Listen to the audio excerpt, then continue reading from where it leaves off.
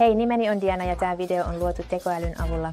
Tekoäly muuttaa markkinointia analysoimalla kuluttajakäyttäytymistä, personoimalla tarjouksia ja optimoimalla mainoskampanjoita.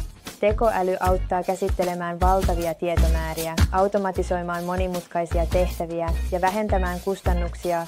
Suuremmalla tarkkuudella tekoäly segmentoituu kuluttajia ja toimittaa erittäin relevanttia sisältöä, joka on räätälöity kullekin ryhmälle.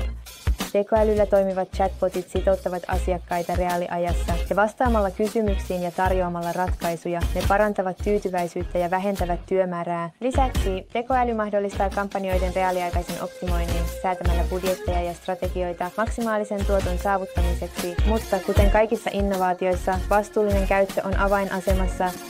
Asiakastietojen suojaaminen, eettisten huolenaiheiden käsitteleminen ja läpinäkyvyyden varmistaminen ovat välttämättömiä kestävälle kasvulle. Ota yhteyttä Crowdy.aihin ja hyödynnä tekoälyä viedäksesi markkinointisi seuraavalle tasolle.